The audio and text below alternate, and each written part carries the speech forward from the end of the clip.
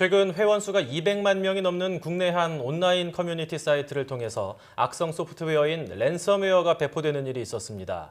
미국 FBI에서는 계속되는 사이버 테러에 랜섬웨어 주의보를 내리기도 했다고 하는데요. 네, 이 사이버 세계 무법자 랜섬웨어 얼마나 위협적인지 또 예방법은 어떤 것들이 있는지 보다 자세한 내용 짚어보도록 하겠습니다. 청강문화산업대학교 모바일스쿨 박민우 교수 함께합니다. 안녕하십니까? 예, 안녕하세요. 네, 요즘 보면요, 이 사이버 공격이라든가 테러가 점점 더 진화하는 것 같습니다. 최근에는 랜섬웨어가 굉장히 좀 이슈로 주목받고 있는데 우선 이게 어떤 건지 궁금하거든요. 자세히 설명해 주시죠. 예, 이게 랜섬웨어라는 게 이제 말 그대로 해커가 사용자 컴퓨터의 파일들을 인질로 해서 이 돈을 요구하는 이 새로운 방식의 사이버 범죄입니다. 그런데 이제 돈을 은행 계좌로 요구하면 이 범인들의 신분이 쉽게 노출이 될 수 있으니까 최근에는 신분이 확인되지 않는 비트코인 같은 사이버 화폐로 돈을 요구하고 있습니다. 기존 악성 코드 하면은 뭐 컴퓨터를 고장내는 정도 아니면은 디도스를 일으키는 정도만 이루어지곤 했었는데 이제는 돈을 내놓으라고 하는 좀 더 본격적인 악질 범죄로 발전한다 생각이 드는데요. 이게 금품을 갈취할 수 있을 정도로 그렇게 치명적인 바이러스입니까? 그러니까 과거의 바이러스나 악성 코드는 주로 실행 파일들을 감염을 시켜서 컴퓨터가 동작하지 않도록 하였다면 이 랜섬웨어는 이 데이터 파일만을 공격하는 점에서 그 피해가 더 심각하다고 볼 수 있는데요. 네. 그러니까 실행 파일의 경우에는 뭐 백신으로 치료하거나 또 운영 체제를 다시 설치하는 수고만으로 대부분 복구가 가능했습니다. 근데 하지만 랜섬웨어는 데이터 파일을 암호화해서 사용자가 파일을 사용할 수 없도록 만들 뿐만 아니라 또 다른 데이터 파일들까지 연쇄적으로 감염시키고 또 암호를 해독하려면 돈을 지불하라고 협박을 합니다. 네. 그래서 실행 파일은 다시 설치하면 되지만 데이터는 한번 잃어버리면 다시 복구할 수 없다는 점에서 매우 심각하다고 볼 수 있습니다. 네, 이 랜섬웨어에 감염되면 굉장히 좀 사용자 입장에서 당황스러울 것 같은데 구체적으로 어떤 증상들이 나타납니까? 우선 감염이 되면 컴퓨터에 있는 모든 문서, 이미지 파일들이 이제 확장자도 바뀌고 이게 문서를 열 수 없게끔 만들어집니다. 그래서 해당 파일을 실행시키려고 하면은 거기 있는 패스워드를 풀어주는 대가로 일정 금액을 지불하는 메시지가 뜨게 되는데요. 최근에는 처음부터 한국을 타겟으로 공격하는 사례가 많아졌고요. 그래서 메시지도 아예 이제 한글로 나오기까지 합니다. 근데 문제는 이 암호화 방식이 기존 보안업계에서 사용하는 고도화된 공개키 암호화 방식을 사용하기 때문에 일단 감염이 되고 나면 암호를 해독하는 것이 사실상 불가능한 수준입니다. 최근에는 우리나라를 타겟으로 하는 사례가 많아졌다 이렇게 말씀해 주셨는데요. 특별한 이유가 있을까요? 현재 이제 우리나라가 컴퓨터나 인터넷 보급률이 세계적으로 높아지고 있고 그래서 이제 한국을 공격하는 사례가 더 빈번해지고 있는 건데요. 현재 랜섬웨어 공격을 가장 많이 받는 국가 순위를 보면 미국이 1위고 일본이 2위, 한국이 3위를 차지하고 있습니다. 우리나라가 좀 타겟이 된 만큼 더욱더 좀 예방이라든가 이런 것에 대해서 좀 더 짚어봐야 될 것 같은데 만약에 감염이 됐을 때 돈을 지불하지 못하면은 데이터를 복구할 수 있는 방법은 없는 겁니까? 네, 일단 감염이 되고 나면 전문 업체를 통해서 복구를 하기도 합니다. 근데 현실적으로 모든 데이터를 복구하기는 사실상 불가능하고요. 또 복구 비용이 만만치가 않습니다. 근데 그렇다고 돈을 지불한다고 암호를 풀어준다는 보장도 사실은 하기 어렵고요.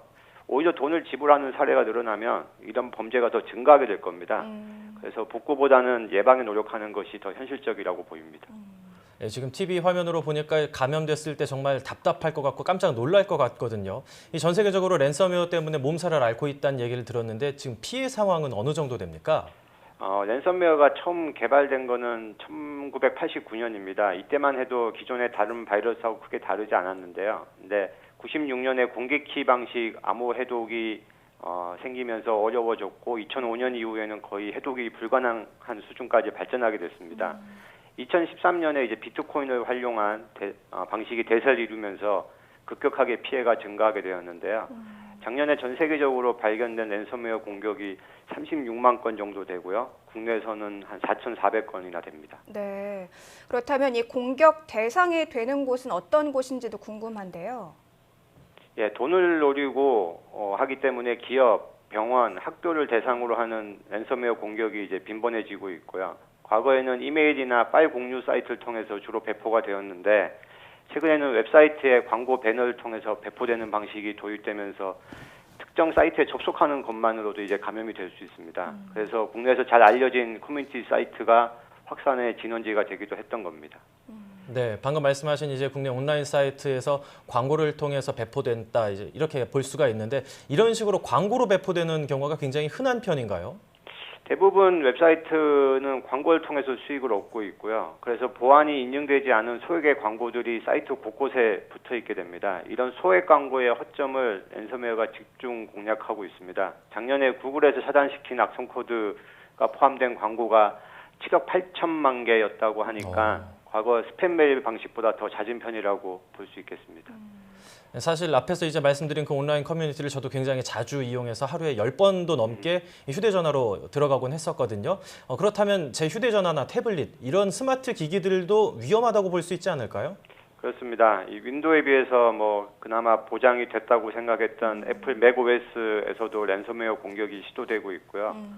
스마트폰, 태블릿, 스마트 TV, 뭐 심지어는 스마트워치까지 이제 감염 사례가 보고되고 있습니다. 그래서 앞으로 사물 인터넷 디바이스가 증가되면 그 대상이 더 광범위해질 것으로 보입니다. 네. 그야말로 안전지대가 없다 이런 생각이 드는데 예방이 무엇보다 중요하다고 아까 말씀해 주셨거든요. 구체적인 예방법 어떤 것들이 있습니까? 기본적으로 바이러스와 같은 악성 코드 예방법과 크게 다르지는 않습니다. 스팸 메일에 첨부된 파일을 열어보면 안 되고요. 또 파일 공유 사이트에서 불법적인 파일들 다운로드 받지 말아야 합니다. 그리고 웹사이트를 통해서 배포되는 것을 막기 위해서는 최신의 브라우저를 업그레이드 해야 되고 또 플레이 기능을 차단시키는 것이 좋습니다. 가장 중요한 것은 원본 데이터를 클라우드 컴퓨터에 저장해 두거나 또 PC와 연결되어 있지 않는 외장 하드에 백업해 두는 거고요.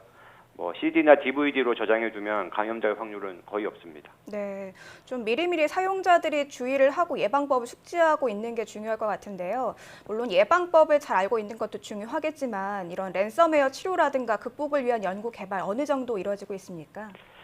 많은 보안 업체에서 연구가 이루어지고 있습니다만 이미 감염된 파일을 복구하는 것은 아직 100% 보장할 수는 없습니다. 다만 이제 백신들을 통해서 랜섬웨어 접근을 사전에 차단하는 방식, 또 특정 폴더와 파일에 대해서 자동으로 백업을 해주고 나중에 문제가 생기면 다시 복원해주는 방식이 있는데 마찬가지로 100% 보장이 불가능하기 때문에 현재로서는 예방만이 유일한 대안이라고 할 수 있겠습니다.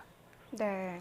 앞서 교수님께서 여러 차례 좀 강조해 주신 것처럼 뭐 100%라는 게 없으니까요. 예방을 통해서 피해를 미리 막는 것밖에는 확실한 대안이 없는 것 같다는 생각이 듭니다.